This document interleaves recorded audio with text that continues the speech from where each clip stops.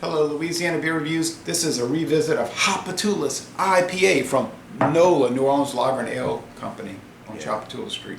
So this is one of the probably one of the first ones in the craft beer movement that was made kind of like, I guess you could say, local macro. Is that what we call them? Local micro. Well, they're more than a micro. They're Now, bigger. well, yeah, but they didn't start that way. They're like a mid-size. They didn't start that way. And so, the story goes that they used to, before they even canned anything, they were delivering these in big bags inside of like these cardboard boxes, and they call them mini disposable kegs. I remember when they were still making those. I was at the brewery. The man took me on a tour, personal tour. I got and so they had three beers that they were making.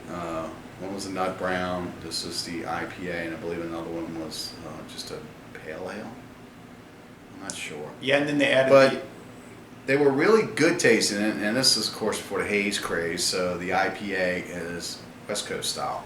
So it's been a good while since I had this one. I did have one over. I went to Mark Twain's Pizza on Metairie Road, and they have it on tap, and it was really good. So I was, it's also a little pricey. It's $4 a pull. Ugh. Yeah, versus $8 for 4 16-ounce cans. So I said, well, let me go ahead and pick it up. So I did, and we're gonna go ahead and revisit this. Like I said, it's been a while since I've had it.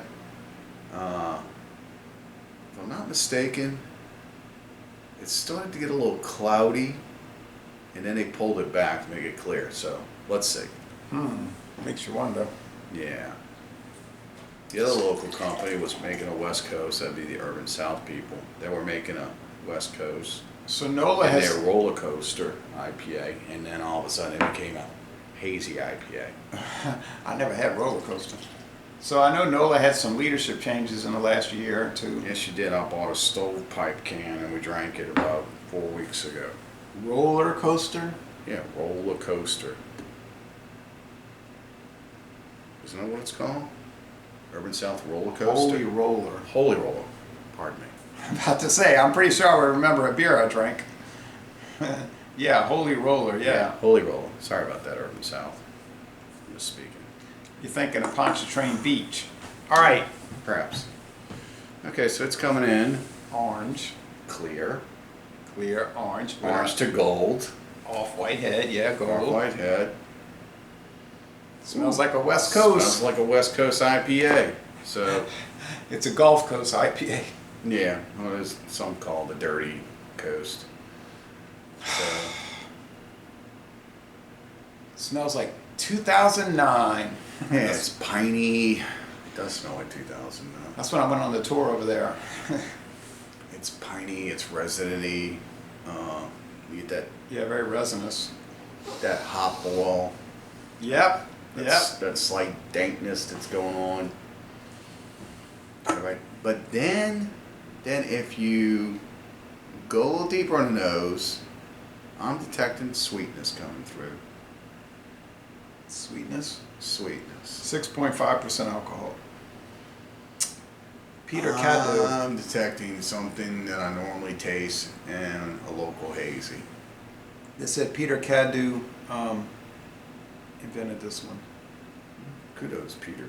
He's the guy that used to be that brewmaster at Dixie, remember? Then he went to NOLA, something happened. I spoke recently. Smells kind of sweet, yeah. It's like real nice. It's kind of like that Sierra Nevada Pale Ale. It's like really clean. Yeah. So let's go ahead and give this a try. All right, cheers, folks. Cheers. Got these nice Brooklyn glasses. Brooklyn has sort of disappeared from our market, sadly. Much like Bell's and Great Lakes. Sharp, mild bitterness. Now, most of the people I know would say it's so bitter. You know, they would say, "Oh, it's so bitter," but it isn't really. It's that classic before the haze craze IPA that you get everywhere. The IBUs must be about 60. They're up there, but you get that bitterness is kind of lingering. Wow, it's kicking in. Yeah, it's almost like if you chewed up some collard greens and you get that bitter note off the end. Oh, Yeah. I have to backtrack a little bit because I was talking about how it really wasn't that bitter. It's not quite to the torpedo bitterness like Sierra Nevada torpedo. It's got a little sweet note on the front, and as it goes over, Yeah, it's got a bitter punch. Yeah, medium bodied, kind of a dry finish. You know what beer came in to Mathern's yesterday that I was thinking to myself, it's been 8 years since I reviewed it, and that's an A beer. It's Stone IPA. Oh, that's a good one. I mean, it was fresh too. I was like, I bet it's so good right off the truck, you know. That's neglectful to wait 9 years. Maybe we should go backwards in the time machine and pick up the ones that are still available, the old ones, and do reviews on them. Yeah. Reviews on them. But yeah, time machine, that would be helpful. But Stone IPA. Speaking metaphorical. Right. I need to revisit that. That's too long. This is a good Louisiana style in that vein of the Torpedo Extra IPA, the Sierra Nevada IPA, the Stone IPA. I'm sorry, I said Sierra Nevada. I meant to say Torpedo. Sierra Nevada Torpedo. I meant to say what's that one we drank? Oh yeah, the Goose Island IPA type thing. Yeah, it's a really good one. If you like bitter, you're gonna love this. If you don't like bitter, Don't even buy it. yeah, if you're like a Bud Light drinker and that's as bitter as you've ever gone, you might. But you know, you never Stay know. away from craft beers altogether. If you're a bad Bud Light drinker and that's all you're gonna drink, you're not gonna like it. Yeah, but you never know if people aren't going to like it because they just have never had it. So they might try it and be like, "Oh, I didn't know beer could taste like this." You know what I mean? Yeah. I mean, they might not like it. They probably won't, but they might. Like, they might say, "Oh, yeah, this is really. I didn't know beer could be this way." So we're kind of being a little prejudiced against that, but I guess our prejudice is well founded because in 23 years of drinking beer, I've tried to introduce these kind of things to other people, and their attitude is looking at me like I'm looking at you. I'm like, "Hey, try this," and they're like, "Oh, I have Bud Light," and I'm like, "Try it," and then they'll try it, and they'll be like, "Yeah, that's interesting." Yeah, I think the area where you're from per capita has got to be the #1 selling area of Bud Light. Oh man, they said It seems like every person I meet from your area drinks Bud Light. right, River Parish National Beverage. They had a joke on Facebook, but I think it was actually true. They said the hotel where all the LSU fans were staying in Atlanta for the Peach Bowl. They drink them all about. They ran all their beer. They drank all their beer, and then somebody put on comments, "It was all Bud Light," and I was thinking it probably was. Well, it's like anything when you go off to visit other places. It's probably best to bring some backup beer. And if I went to Atlanta, I would be drinking Terrapin and Atlanta Brewing Company beers. I'm pretty sure. But anyway, this is an A to me. Oh, it's a solid A. Solid A. It's been a long time since I've had it. I'm glad I retried it. It tastes slightly different. I don't think And so. along the lines that just like a little sweetness going on that I didn't remember, and the bitter notes kind of a little off balance. But other than that, I'd give it solid A minus. A solid A minus. Well, okay. I'm saying 94 out of 100. You're saying like 90? 2. 92? Well, that's not too big of a difference. High A minus. 2 to 4. High A minus. Honestly, I don't notice any difference in flavor since I first tried it 10 years ago. Now, that's just me, but I may not have as sensitive Now of a taste.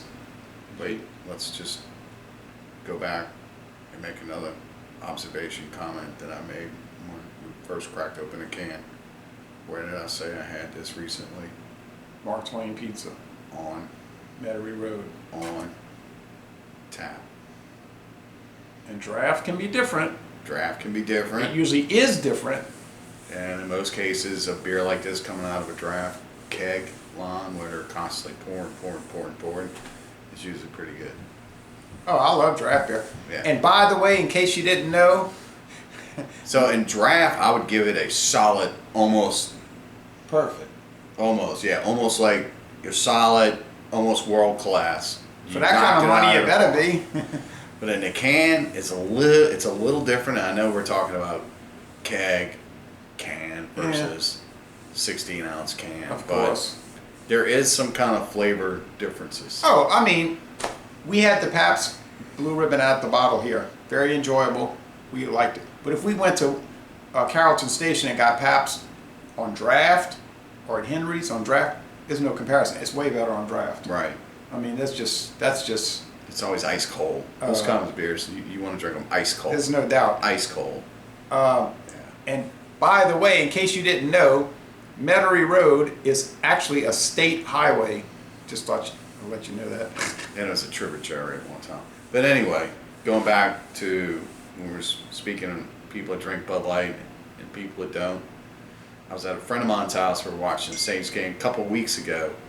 And I had some PBR and I brought it by and I said, well, I'm just going to go ahead and leave this in there. And I went back about a week later and I was like, man, where's my PBR at? He said, well, I tried some of them. He says, that's not bad stuff.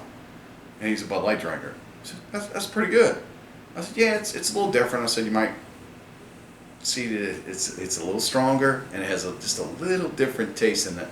Yeah, with that Carlsberger yeast. Yeah. So they actually tried all of it, not just some of it. No, he left me 2 bottles. Oh, okay. Well, that was nice. All I right. bought the 6-pack. He left me 2 bottles. Well, But anyway, he said that's the comment that he made too. He said when this stuff's, he said this style, no matter what it is, when it's ice cold, it's always good.